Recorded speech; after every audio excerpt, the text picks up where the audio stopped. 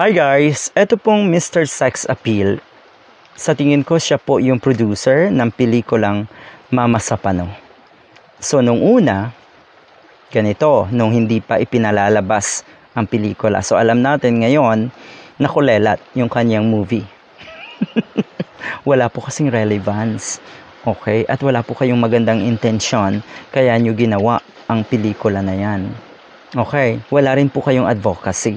Bakit sumali kayo sa MMFF? Wala po. Okay?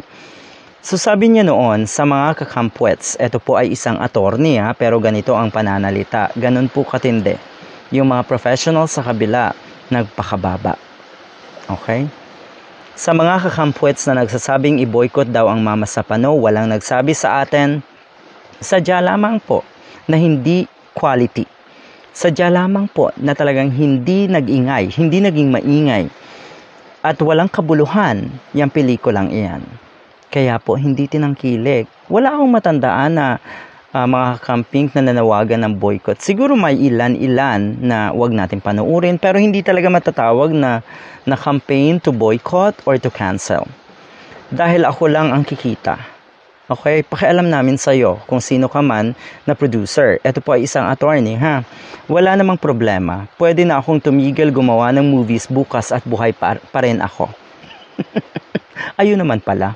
Attorney ka pero bakit ganon? Bakit nasa social media kayo at ang intensyon nyo madalas ay mag-spread ng hate at disagreement? Hindi po maganda.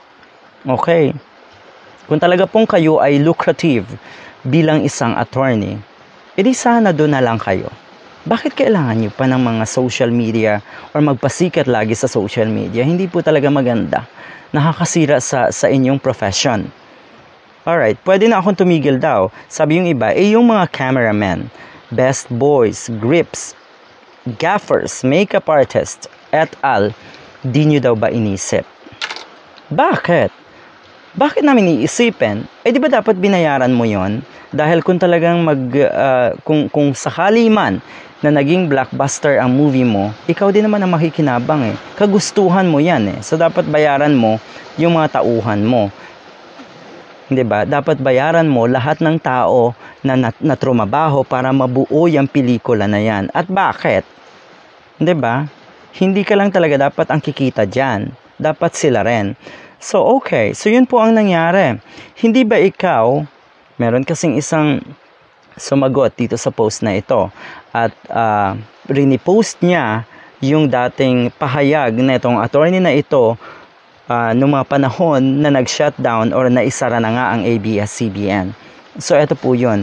Hindi ba ikaw din itong nag-party-party pa kahit may COVID restrictions after Congress denied the renewal of ABS-CBN franchise? Yung mga cameramen, best boys, grips, gaffers, makeup artists, et al., di nyo inisip, mas ulul ka. Ulalo pala, hindi man ulul. So anyway, yun nga, lumundag kasi sa tuwa itong attorney na ito. Okay? Sabi dito, lumundag at napahiyaw si attorney matapos i-deny ang Kongreso or ng Kongreso ang franchise renewal ng ABS-CBN. Sa tweet ng celebrity lawyer, bakit nga celebrity lawyer ang tawag? Makikitang tumalon-talon ito at nagdidiwang kasama ang ilang tao dahil sa balita ng tuluyang pagpigil or pagtigil operasyon ng Kapamilya Network. So nasaan kayo ngayon? 'Di ba ang Kapamilya Network na pinasaran nyo ay namamayagpag pa rin? Yun yung masaklap. At ngayon nga, mukhang hindi naman natin masasabing karma, pero parang something that you deserve na hindi talaga tangkilikin ang pelikula nyo. Sabi niya dati, nung magsara ang ABS-CBN, it's a celebration. At tuwang-tuwa pa. Talagang nag-party-party pa itong mga ganitong klaseng tao. So ngayon, parang inisip nyo ba yung mga nawalan ng trabaho noon sa ABS-CBN? Di ba hindi rin naman? Tapos gusto nyo isipin namin, ulitin ko wala namang tahasan talagang nanawagan ng malawakang boycott dito sa Mama sa Pano. Sadya lamang po talaga na walang quality.